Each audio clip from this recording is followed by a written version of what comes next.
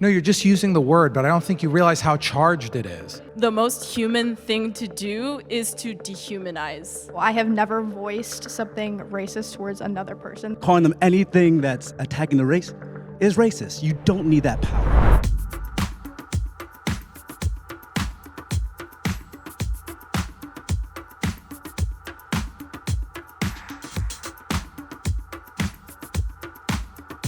The first prompt is, I act differently around people who aren't my race.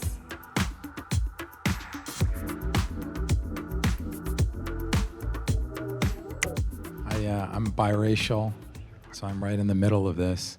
So a lot of times I find myself which side when I meet someone, if I meet a black person, if I meet a white person, where they come from, how they act, I find myself a lot of times adapting to one of those narratives. And on top of it, I'm Jewish as well. So that adds another aspect to the layer. So I find myself a lot of times I'm reading the room and saying, okay, well, I should probably act a little bit more white or a little bit more black, whatever that means to you guys.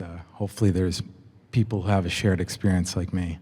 Yeah, I was gonna say, okay, so I'm biracial, black, but at the end of the day, I see it as I still would have had to sit at the back of the bus, right? So I feel like I definitely act different around different races because when I'm around other black people, there are different like cultural references and music and like all these little things that like I'm more comfortable saying, listening to, and like being, because like black culture is so rich. And then when I'm around white people, I feel as if because of the way I talk or whatever perception they have of me, I have to remind white people sometimes that I am black, which is crazy. Do you think that it also comes with age? Because for me, I'm 47 years old. There is no way in the world I'm changing for anybody at this point.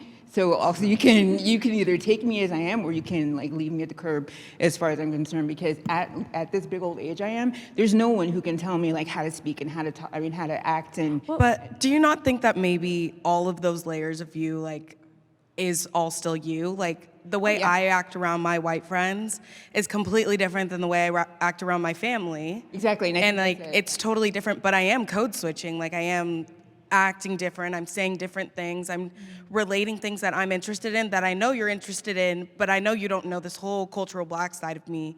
And also, like, I don't look it, but I'm Asian, like my mom's Filipino, she immigrated from the Philippines, and there's so much in that culture that I don't even know about that I'd love to learn more, and like, I can't have those conversations with those people a lot of the time because they already think like, oh, she's just black, she doesn't know these things, she doesn't know anything. You know what I mean? And I'm part Japanese too, so I get exactly where you're coming from as far as like that kind of cultural heritage goes and being able, but I think what you said was kind of on the money.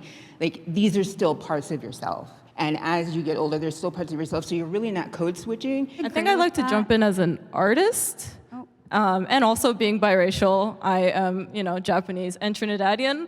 I feel like I don't know if I necessarily code switch, but there might be certain topics that I might try to create a community and connection with depending on the background of that person. For example, if I'm around like my Asian friends, I'm gonna talk about being Asian, or I'm gonna talk about something that we have in connection with, but like, I don't really care to talk about their opinions about black people as long as they're cool. If I'm around black people, I don't really care about your opinions about Asian people as long as like you're cool with Asian people, but we can connect and talk about black people, blackness and the black community. Right on that, it's the vulnerability. Why would I be vulnerable with who I am to you if I don't trust you to be vulnerable or safe to me? It's not that I'm changing who I am, I'm just not showing you fully who I am. Okay. I'm not, that's why I'm a neighbor. I'm acting different. I'm probably gonna tell some people I like anime. I'm probably not gonna tell other people even mention it, because why would I? Because I don't know why I would want to be vulnerable with someone. Why would I want to be attacked for it? From both white people and black people, I've never been black enough. And that's something that hurts, but it doesn't really matter because I'm not going to change who I am because people don't see me as black enough. And that whole thing is just the vulnerability of not wanting to be attacked for who you are, but not changing who you are to fit the status quo? I feel like my whole life I've always acted differently around white people. I think it's just like, I don't know, it's just normal to me now, which is kind of sad. But like, I've always grown up in predominantly white schools. I'm also half black, well, I'm black and Jewish. But I've always felt like lesser than, and kind of the same thing of just like wanting approval and like respect, I guess. And I'm still working on that now, like even being here, like I feel like I'm always feeling like, oh, I don't deserve to talk as much. And I feel like other people think that too sometimes without meaning it. Like I notice when I'm at school, I get talked over all the time by white men, and it bothers me a lot. And I know that they don't mean it, but I feel like that's the problem. And I feel like I like make myself smaller when I'm around white people, and it's like something that I'm always working on every day because it really makes me so sad that I feel that way. And I just don't think that's something that a white person could ever understand. I have a question. When you say you get talked over, do you think it's because of your race? Because I used to be very quiet, reserved. I noticed that it was more so me being quiet than it was about anything racial. Like, you know, there's that stereotype of you're walking on the sidewalk and then there's one person that's like walking over to the grass or something. Do you think it's because of your race specifically that people talk about over you? Yeah, I think for a while I was actually in denial because it hurt too much, but I noticed that like, okay, I'm getting talked over. I need to speak up louder. So I did. I was still getting talked over. And then I was like, okay, maybe it's because I'm a woman, right? When we all get talked over. Yeah, but then I noticed that white men would have more respect in the room for white women than they would for me. And I was like, okay, this clearly is something. And I don't think it's on purpose, but it's happening. And I notice it all the time. And I know, at first I was like, oh, maybe I'm too quiet, like you're saying. But I keep speaking up because I'm just like, no, that's not it. I'm not being respected. Yeah, go ahead. Can I just say one thing about that? Like, no apologies here. Like, yes, it could be that you are shy or that you're not speaking up. But we cannot ignore the component of race and privilege and entitlement. And honestly, whether I'm shy or not shy, like, race and privilege is happening all the time, like whether I'm shy or not shy, and I'm gonna be talked over sometimes, and yes, it's because I'm black sometimes. I didn't mean to talk over you. That's my mom for some context. Yeah. Mama, okay.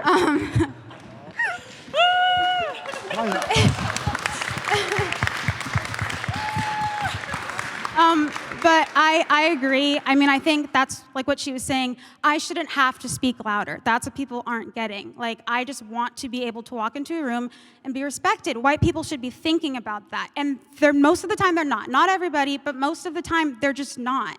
Hearing Ariel talk about feeling other made me feel really sad because I spent my whole childhood feeling other and being told that I was other and not fitting in anywhere because I was bused into a white school when I was in the 4th grade with a few other black kids. And when we got to the school, we all stayed stuck together because we didn't know anybody. And the white teachers immediately targeted us and started picking on us and saying that we didn't believe in integration. And I did not even know what integration was. They seemed so angry that we were black and so angry that we were hanging with each other even though no one else was talking to us. And it actually turned abusive where the teacher started hitting us from there. And then I would get on the bus to go home with the black kids and then they would say that I didn't talk and act like a black person and that I was they called me an Oreo for years. Even though Ariel did not have to deal with that, but it made me sad to hear that she didn't feel like she fit in or that she felt less than. It was like after having all that racial discrimination that it was just very hard to hear that. I think we have a very similar problem, but almost for different reasons, and I think that's kind of why I moved from yes to no. I'm an engineering student at USC, and that's a very non-black field. And because of that, I get challenged a lot, or I feel like I get overlooked in certain situations where it almost needs to be a point of proving myself before it's seen as being valid, whether that's, not having people come up to me like being a project or expect me to know something that I really do. And honestly, I feel like especially when I was younger, that was something that made it to where I did code switch a lot. But I feel like since I've grown, it's gotten to a point where it's like, I think that does nothing more but embolden me to be myself.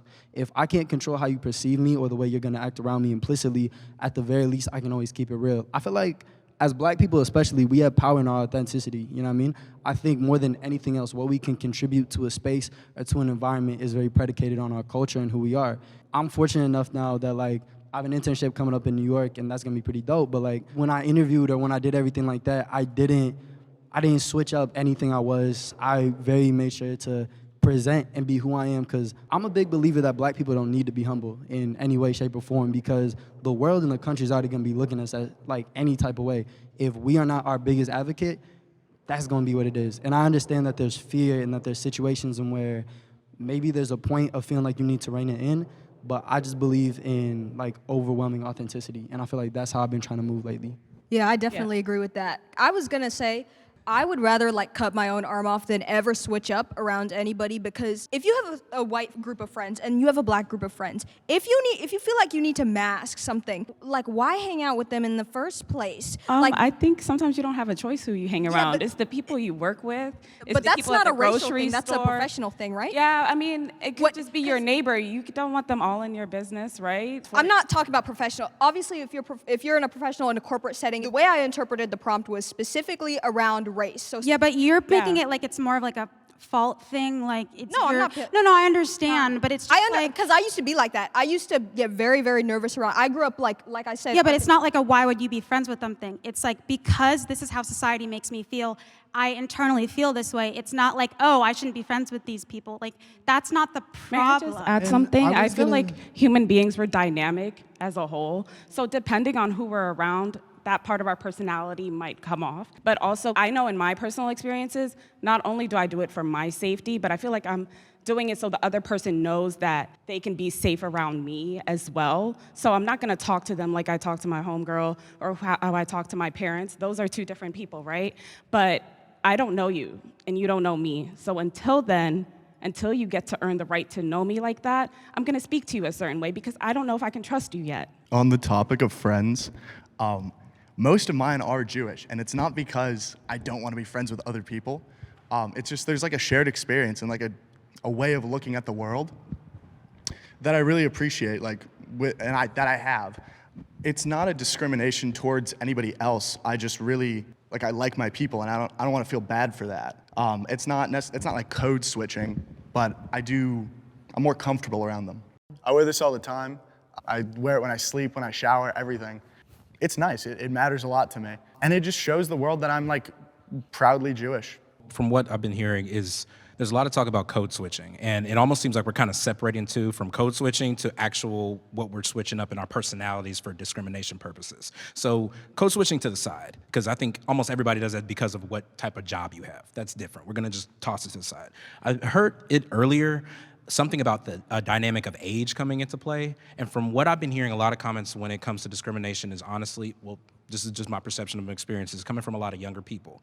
And at first I was in maybe and I moved over to no. And the reason why is that because as I've gotten older, I've gotten a lot comfortable with myself. And I don't really care who's in the room. I'm still myself around white people, Black people. It doesn't matter who it is. I'm still me. And in terms of vulnerability, you mentioned vulnerability as well. That's something, you said, why would I share more of myself? I then think, why wouldn't I? Right. Because I am me, and I'm trying to get to know you. I would love to know that you like anime. Guess what, sir? I like anime too. So we can connect on that. But there's never gonna be a way we're gonna be able to connect on that if you didn't say it to me.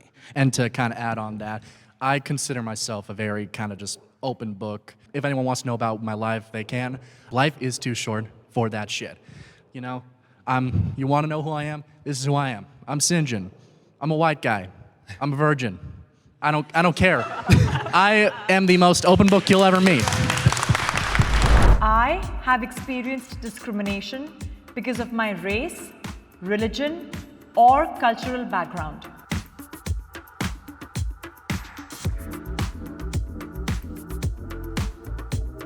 As I'm pretty sure everyone can see here, I am Black. every day. It does, you kind of feel those different types of eyes on you. But one thing people don't know about me is I'm also Jewish as well. And I've actually had to experience a bit of a double whammy in my experience. So when I was in college, I was a part of a really big Jewish organization there. Pretty, very visible on campus, everything like that. But there was at one point that came up when there was time for signups for Birthright Trip, which is, what people don't know, is a trip and a pilgrimage to Israel. It's like kind of a coming of age type of thing for Jewish people. Signed up, had my paperwork there that showed my history with my actual family, because I actually tied in bloodline. However, when it came to about a week outside of the trip, I was pulled aside by one of the rabbis that were there. I had to come into like a library, just me and him. He pulled me aside and said, hey, Izzy, my name's Izzy, short for Issachar. I gotta be honest with you, you're not gonna go. And I said, why is that? He said, you got everything right, everything's ready, but to be honest, we don't truly believe that you are Jewish. And I said, well, why is that? I've turned in my history, you see my paperwork, you see everything. I'm like, you got everything. Where we're coming from is that we just, and how we are as a grouping, you being with us would stand out too much, and the people that are curating that trip would not believe that you are Jewish. We see your paperwork, we see what you have, however, we just don't believe it due to you being black. We feel like you are a convert, we feel like you are someone that's not true to that. And I remember going home with tears in my eyes. I called my mom, she was heart ripped out. My entire family for generations is Jewish, and we've all had to experience that exact same type of discrimination. Okay, so I'm a lot of things, which I'll go into after, but I am Jewish also, and I did Birthright, and I had no issue with that, obviously, because there's also so many Ethiopian Jews, so that's crazy that they were no, because I can't even imagine that. I mean, obviously, not being Ashkenazi is different, but so my own background is pretty diverse. My dad is Russian Jewish, and then my mom is Nigerian. And they met in New York. And I also have two siblings, different ethnicities from myself. So my sister is half Moroccan and half Russian, and my brother is half Korean and half Nigerian, and also different religions, so it's a lot of everything. And I just never wanted them to feel the way I did. I feel like a lot of this discrimination was appearance-based, especially when I was younger, when it came to how I thought I should look and European beauty standards, and just critiquing everything about my face and body at a really young age, and people point blank telling me that black people are not attractive to them. I remember this when I was 7. I used to look in the mirror and try to push my nose to be smaller. And when I think about that, it makes me sad, because the reason I was doing it was before I even understood what racism was I wanted it to be smaller because I thought it'd make me more beautiful. I was too scared to get braids for the longest time, too, because I thought that would make me seem too black, I guess, and I straightened my hair. And then the first time I got braids actually was in high school, and this kid told me I look more white with them. Becoming comfortable with myself had a lot to do with embracing not only my identity, but my natural features and what the idea of beauty actually meant. And so I didn't feel attractive probably till college, and I'm in college now, so that's not that long ago. I ended up doing a bunch of things in terms of working in my town and working in my town's government, because I wanted my siblings to have a better experience with race and perception than I did. And I thought that if I can make people more comfortable talking about race, then we can address racism. So that was my whole thing in high school and after that. We also had to distinguish between racism and discrimination. Anybody in here in this room can be discriminated against based on their race, their sexual orientation, anything like that. So everybody can be in the yes and have in the maybe as well, because discrimination is different than racism. So I am discriminated every day for many different things: being black, being of size, being a Satanist, being someone who lives an alternative lifestyle in every single way you can possibly imagine. So I see and I have more empathy for people on a more micro level because of how I am discriminated against on a daily basis, just trying to live my life and just trying to breathe. As a black woman, there's a lot of sexual stereotypes. Black women and women of size make up the majority of the money that comes into the adult entertainment industry. But on the outside world, there's not a lot of respect. It's seen as a form of fetishism. So the ways that Black women are treated are kind of emotional. As someone who dates predominantly out of their race, it's very difficult for me to be in a relationship with someone who is of no color because they don't understand. I have to make sure that I'm not being used as a fetish just because of my skin tone. I need to make sure that you're willing to date me for who I am as opposed to the color of my skin. But when it comes to things like relationships and life, it's very difficult. It can be difficult. It's worth it. I'd also like to add, kind of going off of what you said, is something that we haven't necessarily touched on yet, is the fact that what causes discrimination, and it's essentially characterizing someone, whether it be a stereotype, a prejudice for their race, gender, and as someone that's coming from like a Muslim background, being a woman, and going to private schools most of my life surrounded by predominantly white people, I feel like it's just a lack of being open-minded, that Black people can be intellectual, Black people can speak a certain way, and it's not being whitewashed, it's not, one thing or another. I moved from the yes over to the no because my parents were journalists, so I moved all over when I was growing up. Spent a large majority of my childhood in France. I am also Jewish, and I would wear my kippah coming out of shul. There were multiple times where I got the shit kicked out of me by people that just didn't like me for being Jewish. But as I listened to the conversation, I realized that even though this question didn't directly say, have you faced discrimination in the United States, I feel like this conversation really is rooted in the way that we are racialized in this country and this country's conception of race. And while I may have felt uncomfortable at times as a Jewish person in certain spaces, I've never felt true anti-Semitism in this country the way that I did in Europe. I used to go to a synagogue, partly because there was a girl there that I thought was cute. One day, a couple kids saw me leaving. I hadn't taken my yarmulke off, and they said, it was in French, but they basically said, "Beak boy, come over here." Talking about this. And I didn't know anybody. I just walked over to them. One of them sucker punches me immediately. Then the other guy sweeps my legs out from under me, and they just start wailing on me.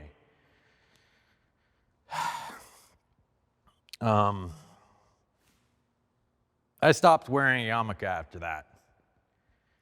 In terms of like discrimination and how people sort of fit you in little boxes and whatever, I've had to like codify myself through so many different masks, not only from a racial perspective, but also from being a woman, my sexuality, all of that. But it's different. I think how we sort of define that discrimination is a perspective where somebody tries to fit you in a box that is not your own, and then you just trying to have to be forced to live through that because you don't have any other way, and nobody really talks about it until you do. And I think you're totally fine for switching and all that, but I think your experience is as valid as any of us. I kind of agree with what a lot of people are saying about what is discrimination, and a big part of me, I feel like, is how you take it and internalize it and think about it, because people have made comments to me, and something I love about Judaism is there's a lot of humor and jokes in it. So if someone wants to say something to me, I can just laugh it off, because I feel like a lot of people just say things, and yes, some people have very bad intentions, but other people just kind of want to ask questions and learn, and if they're trying to get the right answer and learn more about someone, then I think that's very important for the no's, the maybes, and the yeses. I would love to respond to that. I'm in the maybe box because I present very white. I'm gonna guess most people here think I'm 100% white, but my mom immigrated here from South Asia, and when I was a little kid, I got a lot of these comments that are like, "Where are you from?" I had a substitute teacher tell me, "You don't look like the other kids here." But now, as I've grown up, I feel like I present very white. It's just the way that my body aged. And I think we need to talk about the undertones coming from both of those backgrounds. Of a lot of times it comes from maybe being a woman, maybe it comes from being Jewish, maybe it comes from people having this uneducated curiosity that comes off really, really rude. And I think that we can encompass all of these things, and everyone has experienced being put into this box that we don't want to be put in. Obviously, I haven't experienced the things that you guys have experienced because you live every single day with these comments, with discrimination, and I think that what we can take out of this is we can choose where we want to put ourselves and where we want to identify, but when someone else puts us into that box is where it's really harmful, even if it's coming from those underlying tones of, you're a Jewish woman and I want to talk about that, but I'm not talking about it in the right way. I think first of all, like, it took me 25 years and counting to really understand that I'm a human being, because I think in America, race is so, race, your gender, your sexuality, all these aspects that are parts of you but not who you are, they create such a deep filter. And when people understand, I am Japanese and Black. I identify as 100% Asian, 100% Black. And I think that was kind of like what allowed me to really understand that concept, especially constantly being told, oh, you're half, so you only get access to this. When I'm like, you actually don't know who I am. And like, I am actually deeply connected with the community that I love, which happens to be both the Black and Asian community. Also the women community, et cetera, et cetera. I think the most human thing to do is to dehumanize others, because not necessarily from the intention to, although sometimes it can be, but I think we've taken so many of these boxes and categories and filters and we've really internalized them. So a lot of us fail to recognize that we're human beings too. And a lot of it is more so a projection of whoever is talking to you, where it's like, oh, I know who I am, but this is your ignorance. In high school, the stereotypes I got for being Black was when I got scholarships or any kind of achievements, it was, oh, you got it because you're Black. Not because you're talented, not because you work hard, but because you're Black. And then also for the Asian stereotypes, it's often, oh, like, of course you're good at math. Like, of course you got a good score on this because you're Asian, but not necessarily giving me the credit. And what I learned was it wasn't about being Black or Asian. It was the fact that I just work hard and I put a lot of love and energy into the work that I do. And it can be hard to grapple with that when we're used to putting people from different communities down. I have made racist comments in the past.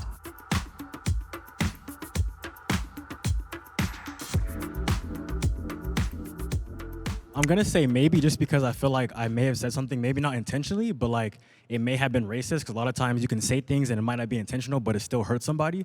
So like, I do wanna just put myself here and take accountability. Like, yeah, recently though, no, racist things just don't really come out of my mouth like that. I'm very conscious of what I say. Like, I make that a point. So yeah, recently not, but like 10 years ago though, 5 years ago, maybe. So that's why I'm here, yo. Yeah, I kind of want to just respond to that, because I would be in the maybe if that was the case. But I think for me, it's a lot of the fact that over time, you do learn about actions that you've committed in the past. And for example, sometimes you just start saying things that other people say because you think it's cool or whatever else. Or in my case, for example, my family would reference white people as swine. And I don't know, that was just the way that they used to do it. So because of that, me being a child and learning that, that was something that would come out of my mouth. And I take accountability for that, and I know that that's not the proper way to talk about somebody, but there's so many different reasons on why that might happen. Can I make a distinction between prejudice and racism? Okay, so you can't be racist to a white person because you can only be prejudiced, at least in America, because you can't oppress the oppressor. So if the oppressive group, like the bigger group of white people, are technically like in charge systemically, you cannot be racist to a white person, but you can be prejudiced because there's nothing you can say to them that can put a barrier to put them off from what they want to do or hold them back from their goals, etc. So yeah, you can be prejudiced, but I do not believe you can be racist to a white person. When you said that, the word racism, I'm curious how you define that. And this question, as a white person, you said that it doesn't apply to white people. I'm curious what your definition of the word is. So we kind of live in a very, very fun, interesting society where legislation has dictated what race looks like. We have United States versus Ozawa, which is where somebody was trying to naturalize in the United States, and they couldn't because they were not deemed white enough. He had lived here for X amount of time, and his property was taken away. So again, he was trying to naturalize under, anthropological terms, and they said, no, it's because you're not white enough. That is what we're referencing when we're saying that racism is not possible against white people because white is the standard. It has always been the standard. There's a phenomenon that is talked about called the transparency phenomenon, or white transparency, where white people have the privilege to not think about themselves because they are the standard. Everything that has been set is the standard, because in order to naturalize or become a member of the United States, you had to be white in the terms that the Supreme Court told you. And that even now that impacts things. People who are Armenian are considered white, and we still call it that because the Supreme Court dictated it. But people who are Chinese were not considered white, but people who were Japanese at some point were, and now they're not anymore.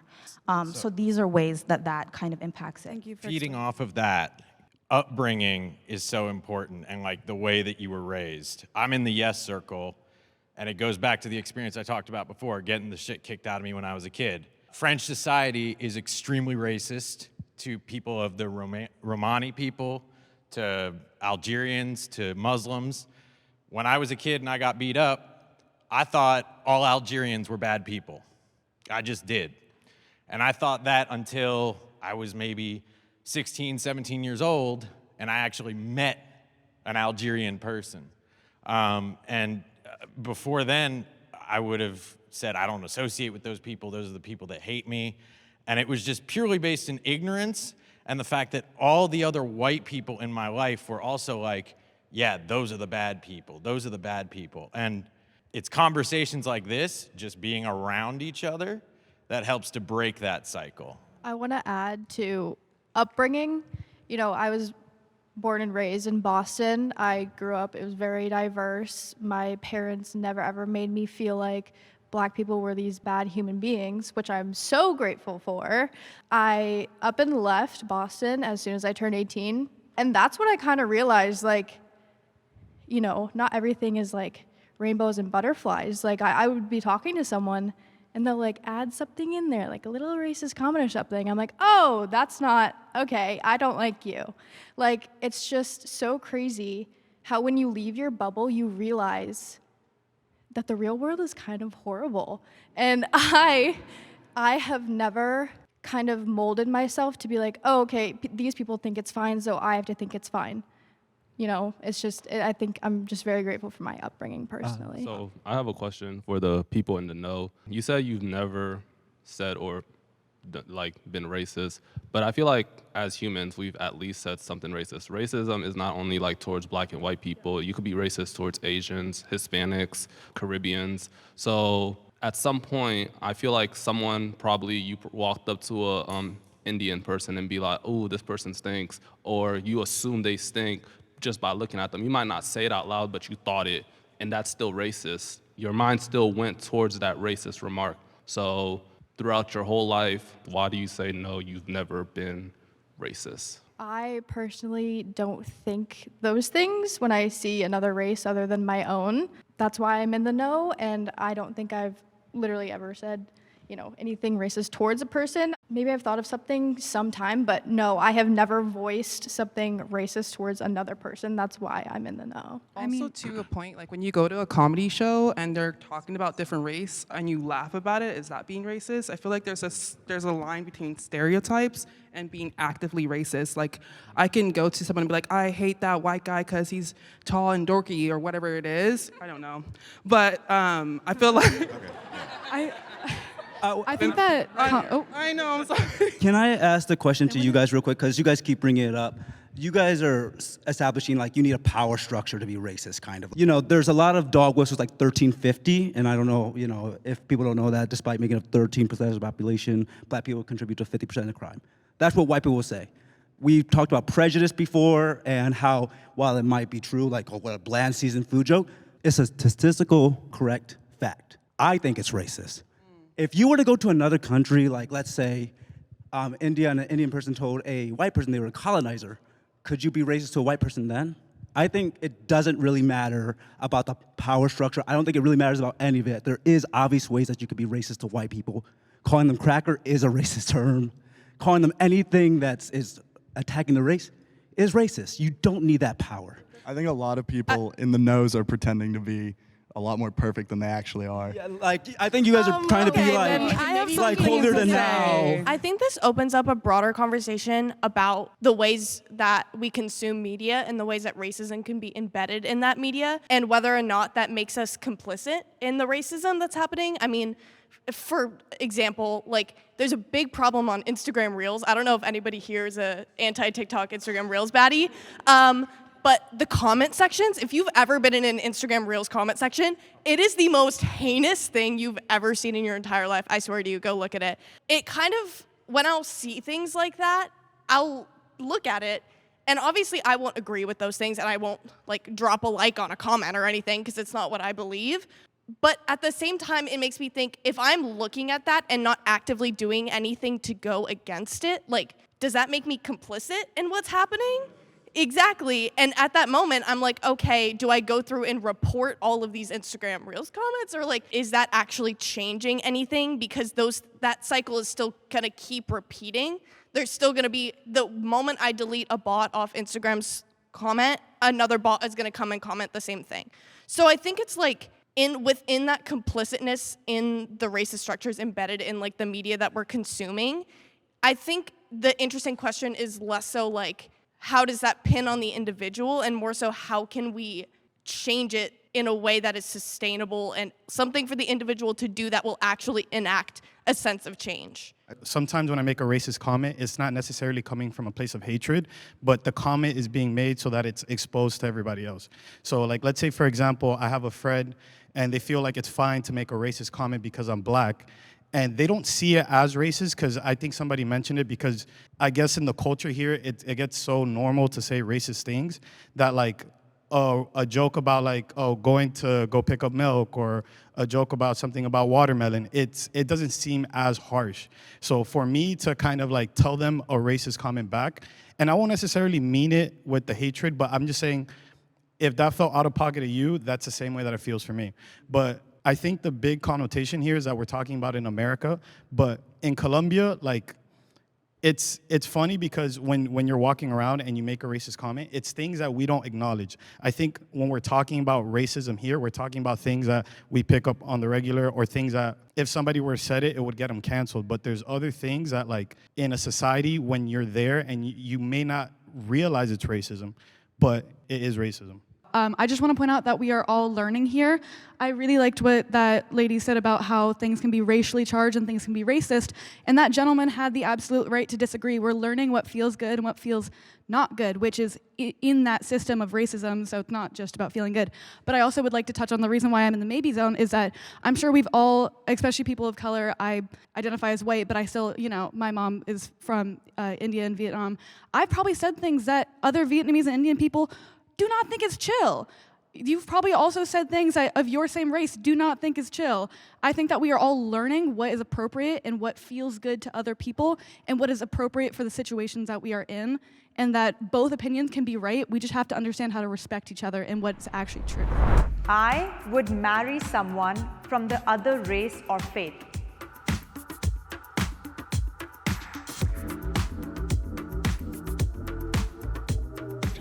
Well, this one's really easy. I'm black and white. I would date any race, honestly, or religion at this point. I think all religion is beautiful as well.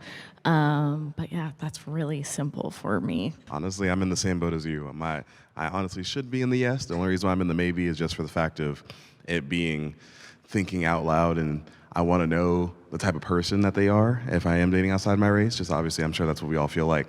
But just in cases that somebody is dating interracially and you find out along the way that there's certain things that they don't truthfully love about you or respect about you or things like that. That's the only reason why I'm in the maybe, but I should be over there. I'm in the no category, and I actually bounced between maybe and no because I heard race or faith. Now, here's the thing with that. I'm now in no because I feel that for me to marry, dating, I heard date over there. Date and marry to me are gonna be a little different. Date, casually, I'm getting to know you, you're getting to know me, we're connecting on that level. Marry, we're establishing something a little bit deeper on more of a spiritual level, cultural level, economic level, business level. And for that, I'd like for someone that relates almost mirroring me, because to me, and this is again, spiritual level, two become one when they marry. So if you're going to be the one with me, I'd imagine you mirror me in most senses. So culturally, we have a similarity in our culture and our upbringings and our backgrounds. Faith, we believe in a similar thing because we are evenly yoked. And then racially, that also kind of jumps into that cultural background. Now, for me personally, I also have been married before. I'm divorced now. And one of the biggest things that caused my divorce was the differences between our cultural backgrounds. I'm trying to celebrate Yom Kippur, she's not. I'm trying to celebrate Passover, she's not. And it becomes a lot of a conflict within our household to where now we can't even see eye to eye anymore. I just wanted to touch on that just because I respect the opinion. The only thing I disagree with is when you separated date and marrying, because I feel like I know people that do the same thing. I have friends that say that they will date outside their race, but they only want to marry their race. And I guess to me, I just find that semi-problematic because that feels like you're wasting somebody's time. I feel that. And I guess, so again, this is why I said I was in the maybe category, because I separate faith and race. I know, so but you said it. faith-wise, dating someone faith differently, like Yes. someone who's a Christian or something like that. We're getting to know each other, we're connecting each other. It's not necessarily going into necessarily the spiritual realm just yet between one another. I don't feel that's a waste of our time. We are, in a sense, casually having fun with one another. Well, yeah, if you're casually dating, that's Yeah. different. But if you're just saying separating date to marry, right? So if you're meaning that is cast out of the conversation, that's different. But if you're saying that is something you would still participate in and say, I would date this person, but I know I'm not going to marry them. I'm not saying you do that specifically, but I just feel like people shouldn't be. Yeah. I also have a question for you. Yeah, go ahead. So do you clarify that to the person? Because I think that's the only distinction where I feel like there could be a problem if it's not clear that Yeah. you're telling them that you're dating them, but you don't have intentions of marrying them because of their faith or race or whatever. I feel like I see where the problem is if you're not clear about that. I understand that. And actually, so for me, I'm more of like a traditional guy. I'm going to literally tell you, hey, I am dating with the intention to marry, like courting. I'm that type of person. We're actually going through the steps and process of, hey, we're dating now. Hey, we're boyfriend and girlfriend now. Hey, we're engaged. Hey, we're married. That's where we're actually going, if that's that serious in process. However, to just think that's the only way people date now is kind of being a little bit delusional of how society works today. A lot of people date casually every single day without the purpose of marriage. That's why I personally have to separate the two, because I'm just being cognizant of how society's working today. I am Jewish. I grew up in a very Jewish community, K through 8, through high school, went to Jewish school. That was my community. In actuality, I would marry anyone of any religion, of any ethnicity, of any race, of any sexuality, any gender. I'm pretty open when it comes to that kind of thing. I'm just, whoever I love, I'm gonna love. But there is something to be said about someone understanding my POV, my upbringing, my Jewish culture, my relationship to, and I'm not a super religious person, but there is like a level of comfort in that mutual understanding, those same morals that we have, even though of course morals can stretch across any culture or religion or race or anything, of course. Yeah, I mean, I am currently with a Jewish partner, and there's a lot of beautiful, lovely things that we share because we have that shared experience. We met at Jewish summer camp together when we were 13 years old, and there's just something so special about that. But it's not to say that I couldn't have that same love and respect and joy and understanding with any other person that was not Jewish or what have you. I do feel, because of my upbringing, because of my family, my culture, how strongly I feel about my Jewish identity, it just makes sense in a lot of ways. And there's something so lovely and comforting about not having to explain your entire existence to another person, for them to have just that mutual understanding. I 1,000,000% agree with you. And I mean, you wouldn't know it from this like casting, but there's not that many Jews in the world. There's totally wonderful people who aren't Jewish, and it's not like, if I did fall in love with that person, I wouldn't like not let myself date them because they're Jewish. Like if it happens, it happens. But I'm looking to marry a nice Jewish girl, because I want to I don't know, I guess keep my people going. I started off in yes, and I love this about the overlap, but I came over here to the middle because I believe a certain way, but I act another way. And it is important for me to be aware of those two differences. And I've realized that over time, I have dated predominantly out of my race and my faith, or the faith I grew up in. I'm spiritual now. But majority of my household, my family, if I bring them back home, are Christian. So it would be very weird if I brought someone home who's an atheist or a Satanist or something like that, something of the extreme opposite, right? I have realized that the conversations that I have with the people that I date are extremely deep and extremely vulnerable and authentic, and allow for a space for both of us to be open and non-judgmental, and allow for us to educate one another on either our biases, our prejudices, our shortcomings, our ignorances, whatever we have. And I've realized that love is huge for me. I'm a very intimate and loving person, and I see people for who they are, and if at any point I feel a certain type of way, I won't waste my time. However, the people that I've realized that do make the effort, because I've lived everywhere. I've grown up in predominantly white schools. I make a decent living. I do financial advising. The clients that I've worked with are wealthy. I'm usually in rooms where no one's really judging me or looking at me as that black girl. I'm usually the token black girl. You speak well, you're whatever, right? But I've realized that over time, it's allowed for me to think about other races as being a partner, but it is today very difficult for me to actually think, can I be with someone out of my race, and then actually, can we handle situations that come up, and I do have the capacity to do that with them, as long as they do as well. So I am a Muslim, and I am married, and ironically, the man that I married was an atheist when I first met him. So I am not only open to, I guess, seeing people outside of my race and my religion, because they can always revert back later. I think it also comes down to your level of communication and your level of open-mindedness, because you can have similarities with someone. You could date someone who's black, who had a different upbringing than you, that may turn out differently than you.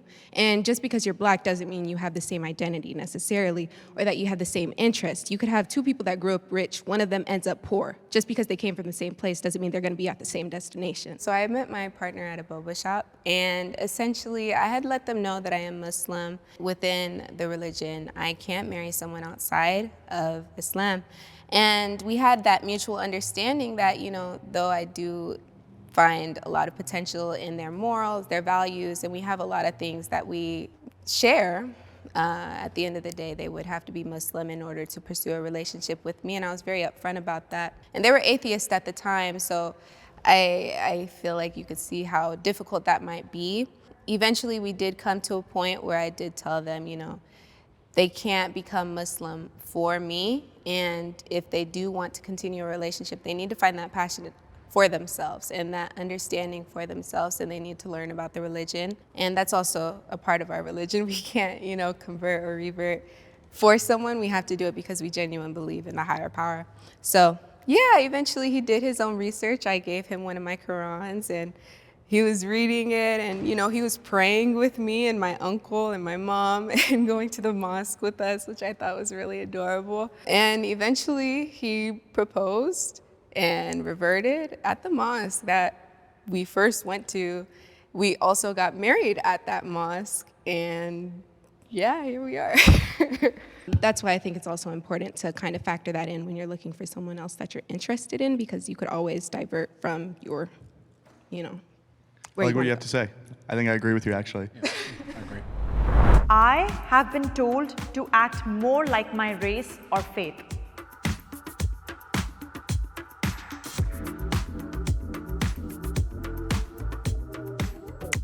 I chose yes because I have been directly told by my family that liking rap music and liking certain other things isn't necessarily proper and kind of classless. And I can kind of understand what they're implying. I grew up in Silicon Valley, and I've always been around a racially diverse group of people. Them saying that, to me, just didn't really make a lot of sense, I guess, because it's just normal to me to like all different kinds of music and whatnot.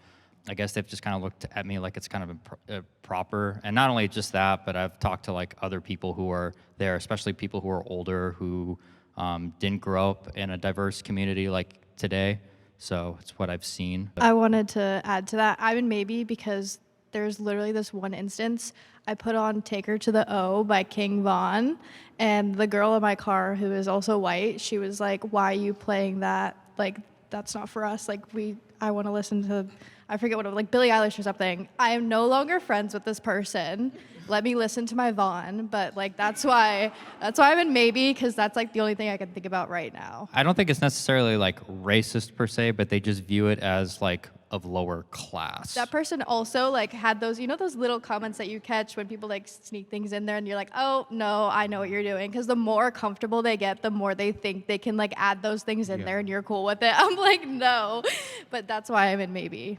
Yeah, I think that assumption is kind of almost like a disease. The reason why I'm in maybe is because I'm not religious, and something that's assumed about me is that I wouldn't care for my kids as much, because I've been surrounded by a lot of Christian white men who think you wouldn't love your kids as much, you are not as focused on the betterment of society, and I think that kind of because we are of differing races here, differing religious backgrounds, and I think kind of this overlap is that the assumption of our values and our enjoyments based on culture and based on our values should not be assigned or prescribed based on our religion or our race. It should be something that's learned. And I think that most of us can experience that, and that's why I'm maybe. My personal experience has been never. I have never in my life been told to act more black. I am first generation born from Ethiopia, and even my mother, when I mentioned I was a kid, I want to marry an Ethiopian man, she was like, absolutely not. I want diversity. And that's just her own internalized racism, right? Now, I work in the finance sector, and financial literacy, unfortunately, is not the strong suit or taught to black people. So in my experience of working in this field, it's always been super wealthy white people. And I have never been told, be more black, to acquire clients there. It is actually lessen yourself, be the Oreo, right? That's what I was told in high school. You're different. I went to a school that was 258 people and only 13 were black. So it's very interesting how I think people hearing that, act more black, I've never in my life, because it's about commanding respect in places where you know they're not going to, and especially in finance. Especially when I walk into a room and a 60-year-old white man who does not study finance, does not have all his series licenses, like, you don't know anything. Especially at the age of 25 at that time. I'm 31 now, so you can't tell me anything. But it's really interesting how you have to command respect with the way that you act, and I've never in my life been told to act more black, because unfortunately the stereotype behind that is that they're uneducated, that we don't know how to speak, we don't know how to articulate ourselves, and that's just not the fact. So it took me a while to pick a circle, and I was going from no to maybe and back again, and now I'm kind of back in maybe. I don't know. What does it mean to be told to act your own race? Like, yeah, sometimes my family tells me they're upset I don't go to synagogue enough, but nobody's ever actively told me I need to act more Jewish. But like, I do sometimes feel the pressure that I'm not acting Jewish enough. So there's a lot of overlap on this one. I'm not sure where the heck I'd belong, so I guess I'm in the maybe category. My family has never told me to be more black, thank goodness, but unfortunately during like high school, and still honestly to this day, I've gotten the same thing of, you're probably like the whitest black kid that I've ever met, or stuff like that, you know, where it's like, I don't conform to their image of what a young black teenager has to be. And so if I could bring books to school, or if I'm, drawing or doing whatever, they've always been like, oh, I haven't seen that before. I haven't seen a black kid do that. That's you shouldn't do that. You should probably be doing something else. And so, I mean, honestly, to answer the previous question of also feeling like I've been stereotyped every single day, where it's like, people don't usually think that, maybe the voice that comes out is my voice, or that how I'm gonna act or how I'm gonna treat another person is not typically how, what they're expecting. So yeah, of course, I think that happens all the time. I have a question. So did they necessarily tell you to act that way? Or like, so when they hear you, they don't assume that of you, but are they physically like telling you or showing that, oh, you're acting white, you need to be more loud, you need to be more ghetto. As a black person, that's how you're supposed to be. Is that how they're telling you how to live? Because just because they assume that's how you're acting, they're not really telling you. But no one ever, for me personally, they never told me, oh, you need to be more loud, you need to be more ghetto in this space. They don't want that. They don't want loud ghetto. They want quiet, intelligent. you have that. They don't assume that you are that, but they like that. So have they ever told you, oh, you're too quiet, you need to be more loud, more ghetto like your counterparts? Black answer that? counterparts, sorry. Well, going back to the previous prompt I told before, I actually was told I wasn't Jewish enough in order to participate in certain programs, birthright, everything like that. But even past that, I don't know any other black people that can relate to this, but there's a certain bitterness I got a little bit, and it's kind of funny, but of how popular like anime culture and gaming culture has become, because before you were definitely told, at least I was, friend circles, everything like that, you ain't black if you doing Naruto runs, if you over here throwing Kamehamehas like Goku, and everything like that, you were looked down upon a lot. I was considered ostracized a lot out of my friend groups because of that. Like, hey, you need to go sit at the white kids' table at lunchtime. It's like, hey, all right, bro. And then it just feels like that constant battle between you're not black enough for the black folks, you're not white enough for the white folks. And you actually do feel that, and it's actually said too. So I hear what you're saying in terms of that assumption, but a lot of times there are passive-aggressive ways people express it as well, if they don't just verbal it. Now, granted, I have been given verbal too, but those passive-aggressiveness too, of like, nah, we don't want to hang with you or not, and or those little snickers that you kind of get to and those like slight judgments, they're very present too. I've also gotten those comments too of like just clothes as well, where it's like you're not wearing something that I usually expect a black person to wear, or it's not something that's normally your style, and so I don't know why you're doing that, or I'm just going to talk about behind your back. And so I mean, I've gotten those comments before, and so I would definitely, I do feel like it's more passive aggressive, where they're not going to tell me directly in my face, but I think there's definitely been that you can kind of tell when a person is kind of looking at you and kind of judging you, in the background, yeah. Okay, so I thought it was really interesting because I was originally on this side because of the point that he made, and that is, during my youth as a student, a black student specifically, in a predominantly white private school, being in that environment, it was very impactful to the way that I portrayed myself to the world. And then going to a public school for high school, I surrounded myself with a lot of people within the black community, and I got that comment a lot, which was, you don't act black, you're very whitewashed, and even in the AP classes, other black students would say these things to me, which was very hurtful. And then once I heard the point that she had made, which was, you never really hear anyone say to act black, that word specifically, that stood out to me, which is why I ended up switching sides. And then I realized something, and I kind of noticed it comes with a sense of maturity. So as you're younger, you notice specific traits, and you have a very underdeveloped understanding of social roles and like race. You have little to no knowledge of these concepts that as you get older, you begin to understand your role in the world and how the world perceives you. And I feel like both points were hit so like perfectly that it's honestly kind of difficult to see because I relate to both. I'm actually curious, as a black person, do you guys carry your friends who are like diverse? Are they all like into hype beasts, or do you have friends who are into rock music or into like, because I feel like I grew up with friends who were majority black, but they were weird and awkward like I'm. So we were into Harry Potter, we were into like different things and artsy stuff, so I never felt like I had to be more black because I was like, the black people around me were black and they were doing what I was doing. So does anybody else relate to that, or? Yeah, I also am an awkward black girl.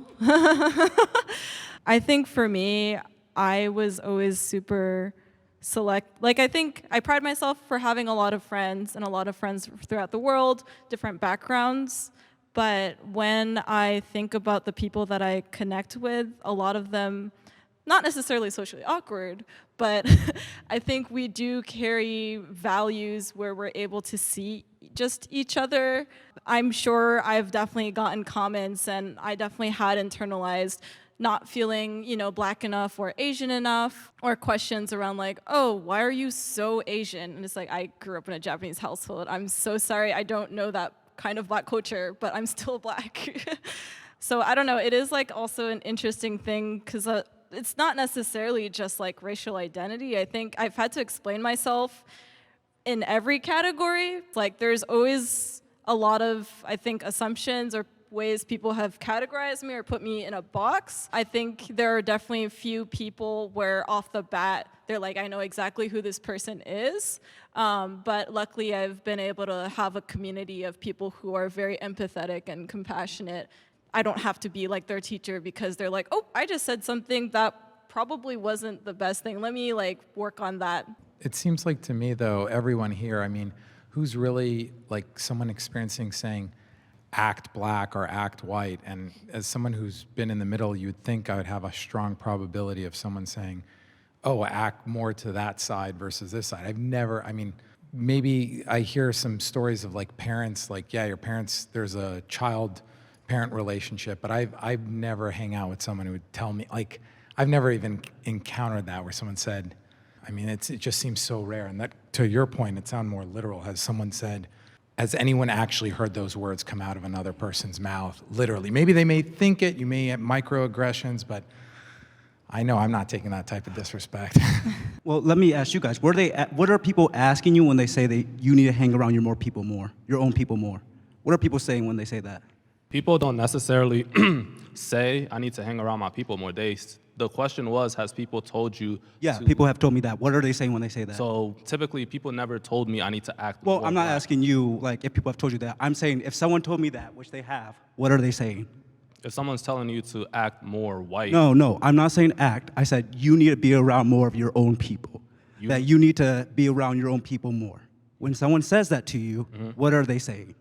I think what he's trying to say is that when they're telling you to be around your own people, that you feel like they're implying that you should act more of a certain race. You're not black enough, and you need to experience your own people more in order to know what it means to be black. That's what they're telling you. And everyone knows that's what they're telling you. Why would you tell you to be with your own people unless you're racist?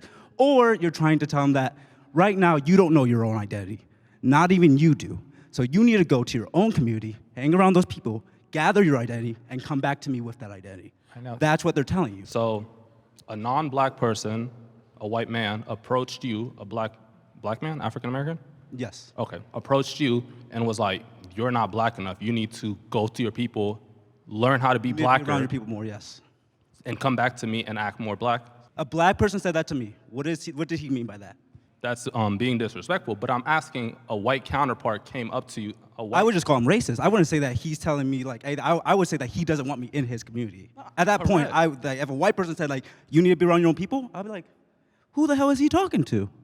I mean, I'll say for me, when black people come to me and said, you don't act black, it's usually when I'm like, oh, I like country music. They're like, that's not black. Or I ice skate. They're like, black people don't ice skate. I totally get that. Skate. I totally get that. You guys are arguing on semantics. Like, no one's coming up to you and say, you need to be more black. No, not in normal day. I think what they're trying to tell you. What does someone mean when they say that? It depends on who's telling you and what they're telling you and why and where's the context. It's contextual. Well, it's not give me just some so reasons. black I and need white per se. I need some solutions. I think it's an go be with your people. That's what they're telling you. Shoot, we're better in numbers, Give right? me some solutions. I think the point is What are they telling me then? Wait, if they're not telling me to act black, they must be telling me something. What are they telling me? There is no answer because they're doing it out of fear. They're not doing it, even though it is mean and it's totally ostracizing and it totally hurts, but when black people do that, they're doing it because they are afraid. And I know, I'm not saying that it's okay, it's never okay, but just try to understand that the history of black people in America and what we've been through, and then we're afraid of losing what we have. So what you're getting is a lot of fear and anguish. Thank you, that was perfect. The last prompt is, all forms of hate are the same.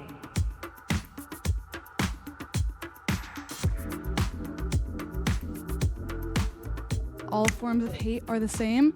I think it's a really complicated question. I'm in the maybe category because I think it could go either way, but I think all forms of hate cause only hate.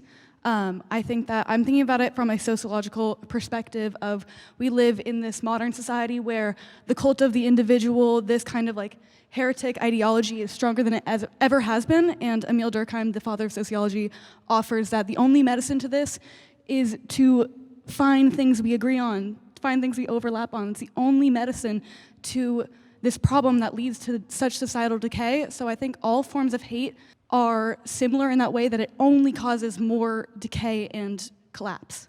I wanted to actually comment. I disagree. I think all forms of hate are evil, but not all forms of hate are the same. For example, let's say ruling class billionaires, let's say hypothetically there was a group of like white billionaires that they hated black people. If they have lobbying power, if they have political influence, their hatred is much more consequential, it's much more detrimental because their hatred is more likely to be executed in the form of policies, in the form of lobbying, in the form of media skewing. If you have more influence, your opinions are going to matter more in this society. That's just the way it works. And like I said, all forms of hatred are evil, so I'm not excusing anything. But to say that it is the same would be to say that the outcomes are the same, different forms of hate, and I don't think that's the case. I agree with you. I would just like to challenge you that when I think of hatred, I think of pure hatred, and I want to concede actually and say that I think you have an extremely important point of the outcome is different, but I'd like to challenge you and ask you if it's hatred combined with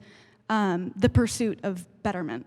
I mean, I think it's obvious that there is a distinction in what hate is like more palpable. I think all hate is bad. I'm gonna say like all forms of hate are bad, like it is, but there's a reason why we say the N-word. There's a reason why we refer to other slurs as slurs and say it full-heartedly, but we'll say the N-word or the F-word, because to say that brings a more extra bit of hate that hurts people a little bit more, that we ourselves don't even want to recognize. That's why we even play down the words. Can I please ask you what, I didn't quite understand, sorry, I didn't understand. The way that I understood your point was you were talking about it from like an industry perspective, right? Yeah.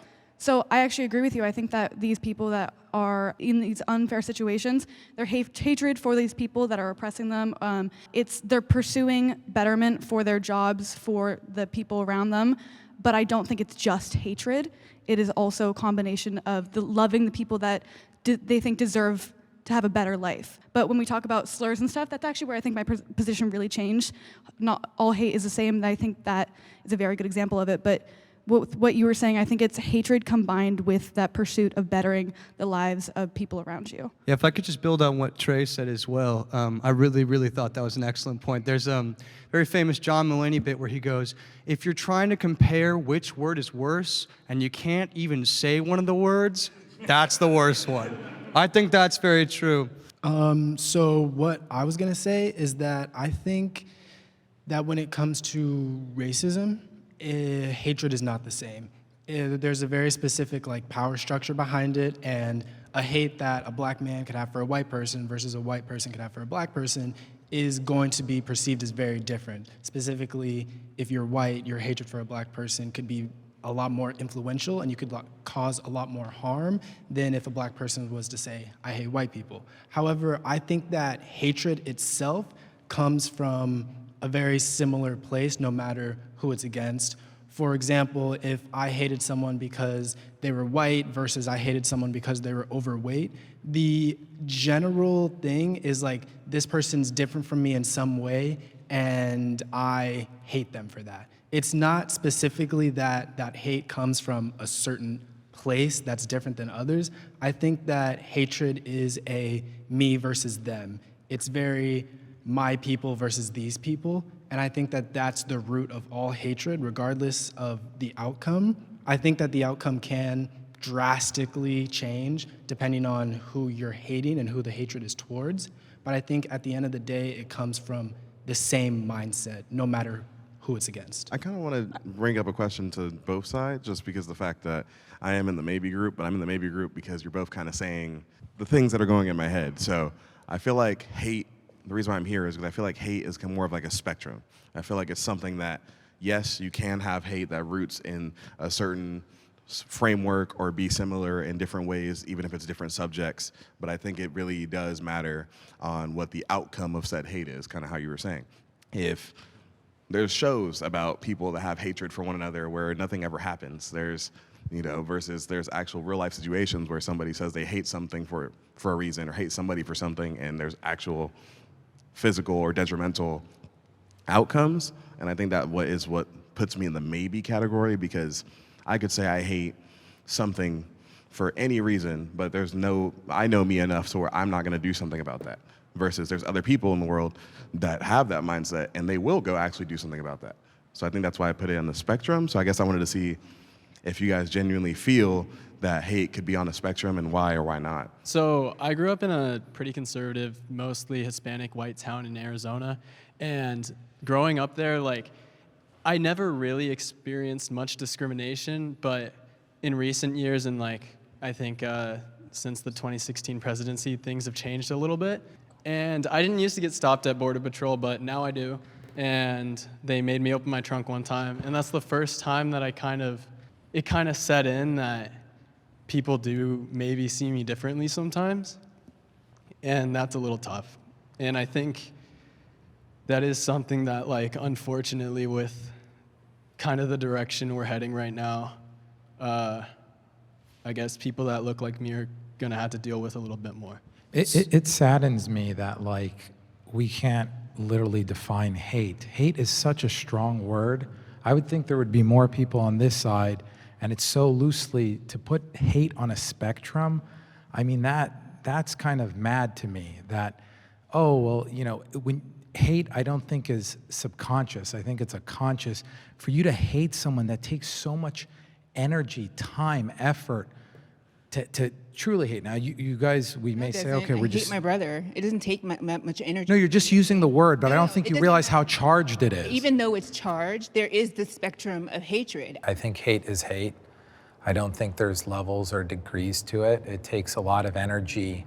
I was surprised that so many people that they put hate on a spectrum, because to hate someone, it takes a lot of energy and intention. I think that if someone is hating another, it's definitely intentional, and they've had to put in some thought. If they truly believe that's hate, I think a lot of people kind of characterize disliking or being frustrated as hate. I think hate is a terrible thing. I've experienced it, not only anti-Semitism, but also on a racial.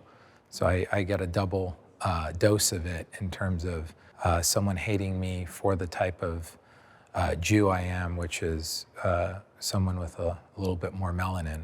As a Black Jew, I'm seeing things everywhere happening all at once, right? So I'm seeing the Jewish perspective, but I also, as a person of color, I'm also seeing how people of color I don't feel like their voices are being heard, and I also feel like there's a way in which when I talk to white Jews, sometimes they don't realize what people of color have been through and the history of colonization. So they're only seeing it from that one perspective, where I'm seeing it from all perspectives. I think that, yes, there's anti-Semitism and what happened was disgusting, but there's also a horrific amount of Islamophobia happening. And I feel like we're not allowed to talk about that. And also, as a Black Jewish person, I feel sometimes that other white Jewish people have shut me down when I've tried to broach the subject. So I just kind of wanted to add, ironically,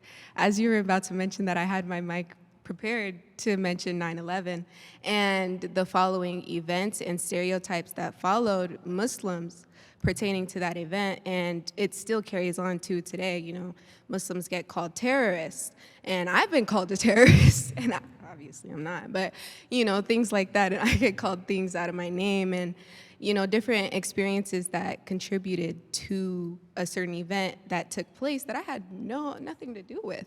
And I just think that contributes to a lot of hatred that people have. Is it formulates from a certain event or a stereotype or an attribute to a certain race, ethnicity, culture, religion, and I think that is a terrible thing.